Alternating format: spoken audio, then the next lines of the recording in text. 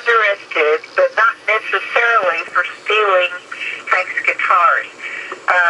His name is Martinez, and I don't know his first name. I might have it written down here somewhere. I will look for it. I do know that much, that a man named Martinez was arrested, and I know that he is the primary suspect, or one of the primary suspects in the case.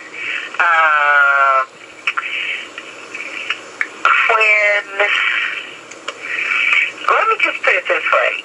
People know who killed Hank, but these people are connected to the DA.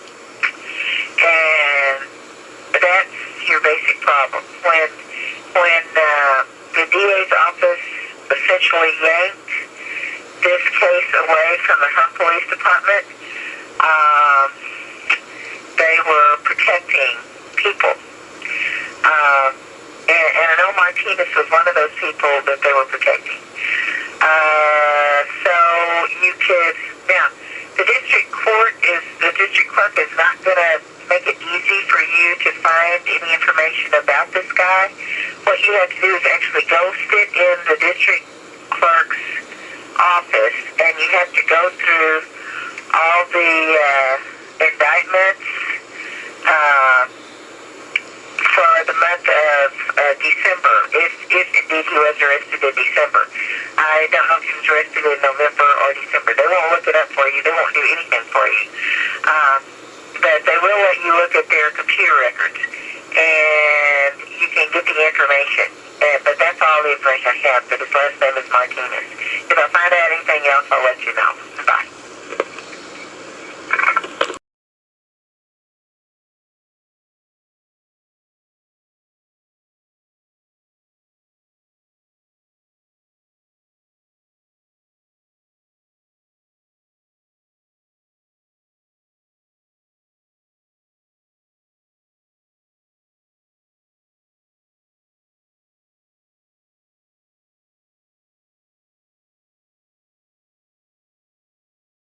Calls the detective to quit his job here at the Hearne Police Department. It was his favorite song.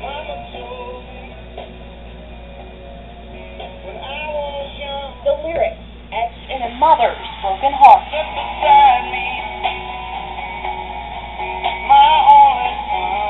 The title carved in the headstone that marks the grave of Hank Johnson.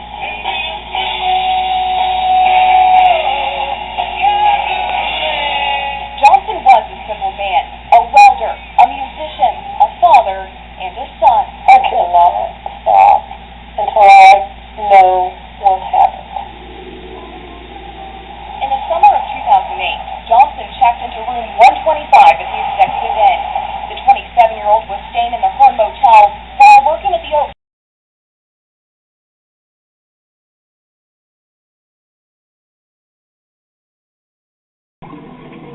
Y'all need anything else?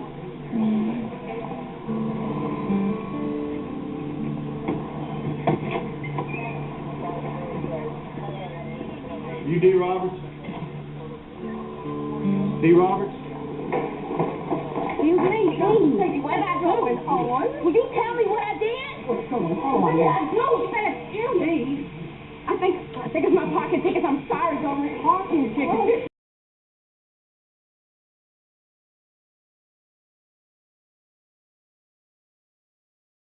Fight for justice.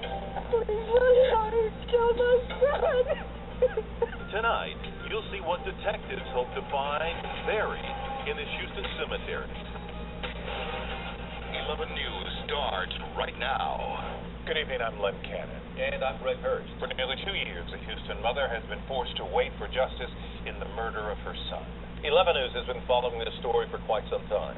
The case started in the small town of Hearne, that's 2 hours northwest of Houston. Police say they found 27-year-old Hank Johnson in a hotel room there, brutally beaten. He later died from those injuries. Today, his body was exhumed from a cemetery in southeast Houston. 11 is reportedly released. He has more on this cold case that many hope is much closer to being solved. I would have loved to see my son turn 29, But her baby lived 27 years. Hank Johnson was a son who loved to play the bass, a son who, back in 2008, was beaten into a coma while staying in a Hearne hotel room.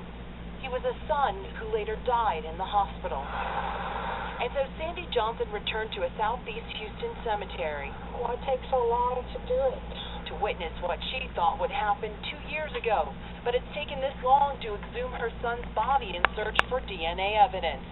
I did tell them in the hospital, the DA's office, and I said, take those fingernail clippings now because I'm going to have to bury my son. I'm going to have to bury my son. If she tells you that she spoke with us while her son was in the hospital, she never spoke to my office, period. On the phone, the Robertson County DA, whom Sandy Johnson has been battling. But you need to call the medical examiner in Conroe and ask them why did they not do fingernail scrapings on a murder victim. The answer to the mystery of who killed Hank Johnson and why may lie in this grave. There are different theories. Was it robbery? Johnson's guitars were stolen. Was it jealousy? There were rumors he'd upset someone by talking to another man's girlfriend. Now, DNA evidence may answer the question. Please let me kill my son. That's been breaking a mother's heart. Lee for Lisi, 11 News. The district attorney's office in Robertson County is saying it has 3 to 4 suspects, and that DNA evidence from this exhumation may actually help make an arrest in the case. As for why the medical examiner in Conroe did not take DNA samples, a spokesperson would only say, we can't release that information.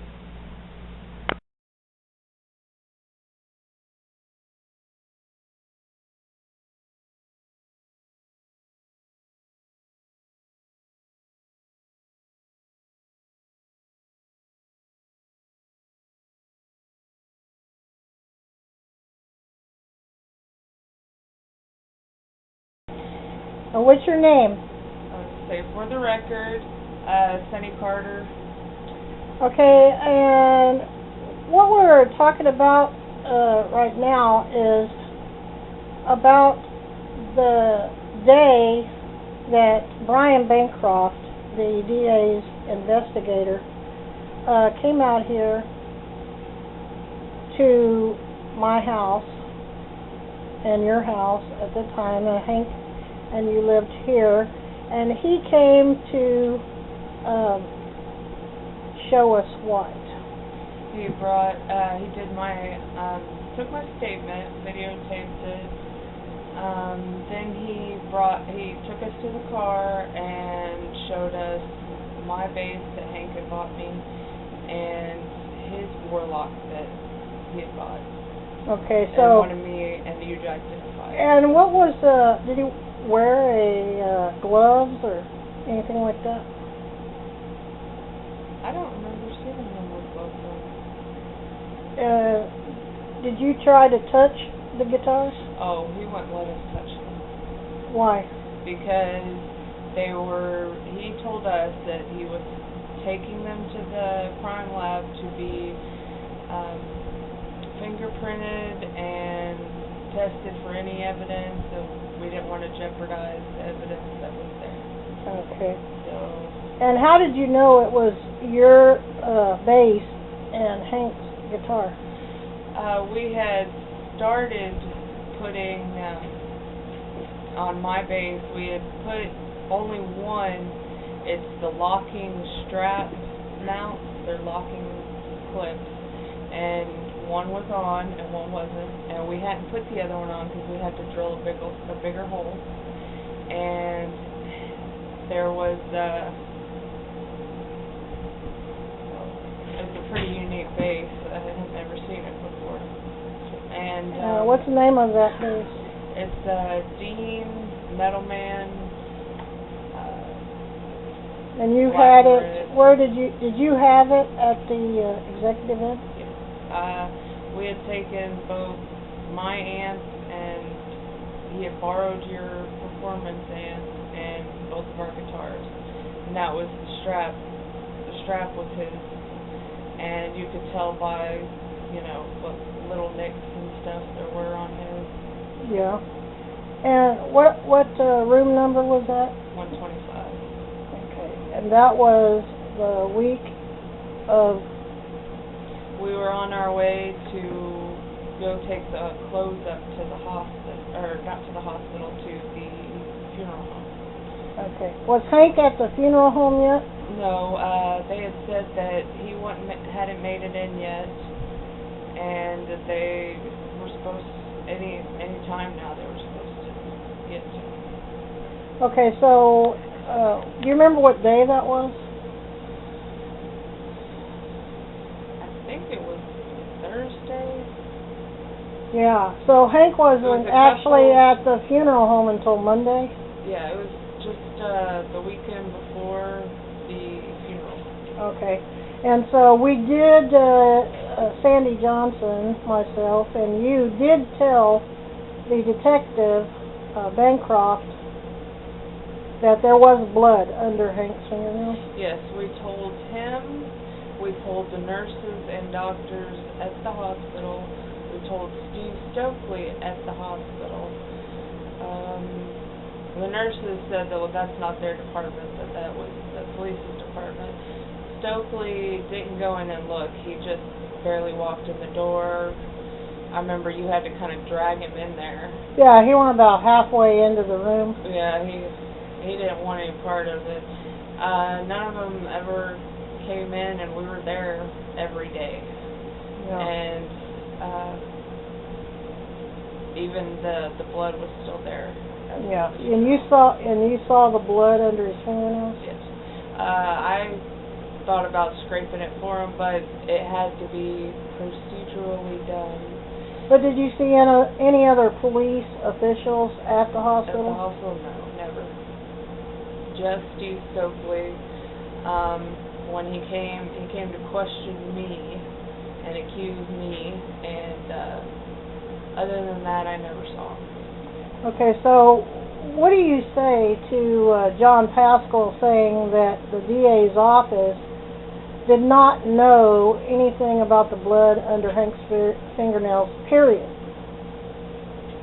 That's ridiculous, because we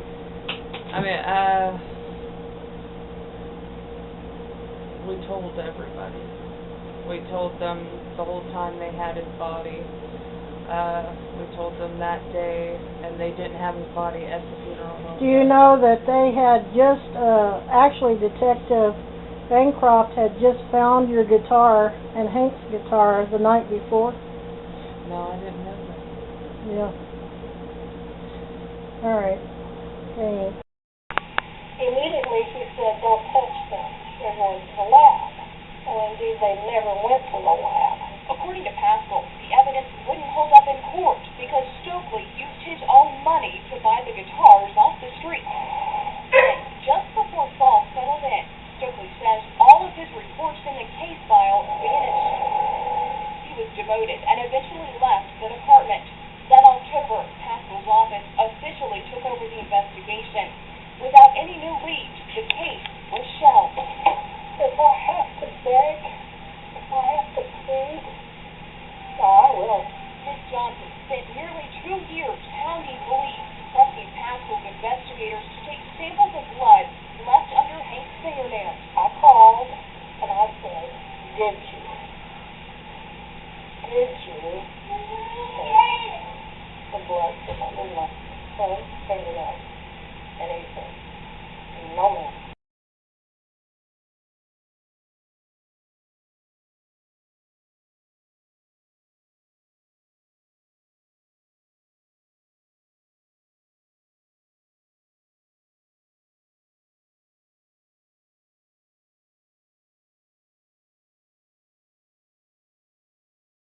How do you know Mr. Thompson? I know him from growing up in Hearne. We went to the same schools. My family and his family say we're related, but that's never really just been proven, if we are, if we're not, but I do know him, yes. Did you know Hank Johnson? No. Did Trey Thompson ever say anything to you about Hank Johnson? He didn't really specifically say Hank Johnson's name, but after the murder of my relative, which was Chandel Lewis, I was sitting outside at my sister's salon one day, and I was sitting on a bench under a tree, and Trey Thompson came over crying to me about Shandell's murder. And he was basically saying that he was going to harm Verdale Miles, which he referred to as Twan. He kept saying what he was going to do to Twan because he knew that Twan had something to do with Shandell's murder because he helped him beat the man at the motel. He stated that they did not kill him. Another man came in, and basically he was just crying, and that's all, you know, he said to me, just out of either just pain that he was showing me related to Shandell, but he basically stated that Verdale was with him when they beat the man at the motel, but they did not kill him. Someone else came in and killed him.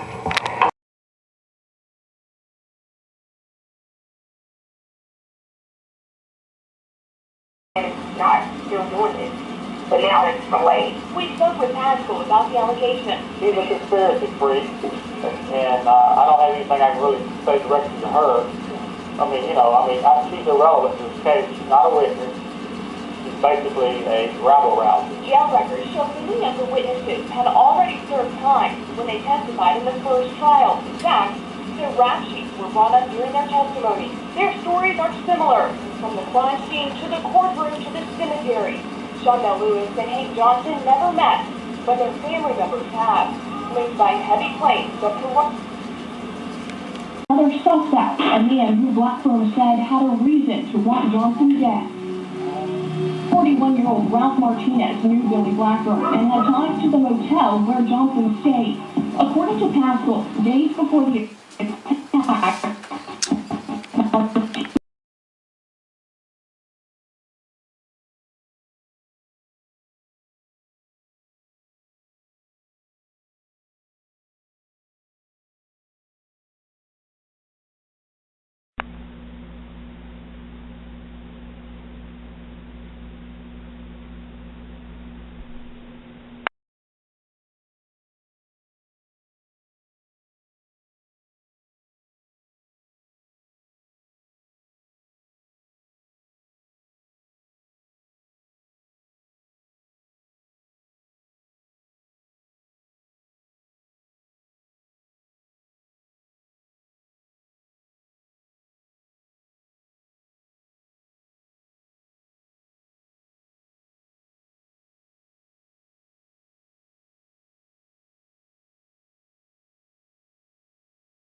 Covered in his own blood. He never regained consciousness, died less than 2 weeks later. Former Hearne Detective Steve Stokely headed up the case and developed several suspects. According to Stokely, 41-year-old Billy Blackburn was the first. Blackburn is the brother-in-law of Robertson County District Attorney John Pascal. Pascal questioned and cleared Blackburn. Blackburn handed over the name of another man, Ralph Martinez. Both Martinez and his girlfriend, Patricia Nelson, were covered in bruises the day they showed up at the Robertson County Courthouse. Meantime, Martinez and Nelson were each given a polygraph. Martinez failed. A day before Nelson took hers, Pascal phoned Maine Detective Steve Stokely. It was then, Stokely says, he learned Pascal had already conducted interviews with the suspects. The former Hearne detective recorded the conversation. I just think I want to talk to Patricia. Well, I talked to Patricia. We want to polygraph Patricia based on what the statements he gave us. I don't want you talking to her and teaching her other information that will mess with the polygraph. Until after we polygraph her, passes the best, she talks to her from now to the next, she's a crime suspect. But until then, I don't want you tampering with the witness. Tampering with the witness? You have spared these witnesses of these potential information on the case. I don't want you just investigating us. Can I get any clearer than that? You guys talk to all my potential witnesses way before I can even get you. I'll tell you what, you're about to piss me off. And when you piss me off, you're just to find out what happened. Is that a threat? No, that's a promise. You got that? Shortly after that phone call took place, Stokely says his former chief showed him a piece of paper with 3 names on it. The details are laid out in this federal lawsuit. Stokely claims the chief suggested the men work for Pascal as possible hitmen, and that Stokely would be putting himself in jeopardy by pursuing the investigation. News 3 took the allegation straight to Pascal. He would only respond off camera. He jokingly said, quote, "If I did, I could sure put them to good use." Before the case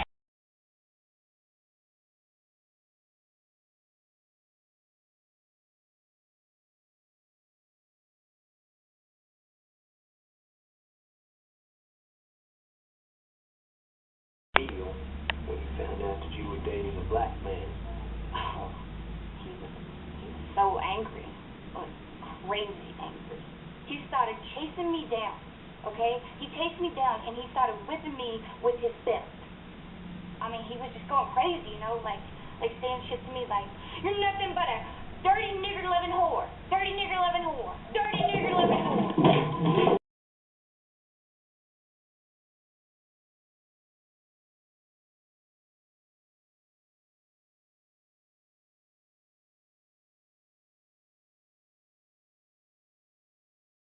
Elizabeth O'Neill explains the Johnson family's attorney is accusing another local DA of hampering the investigation.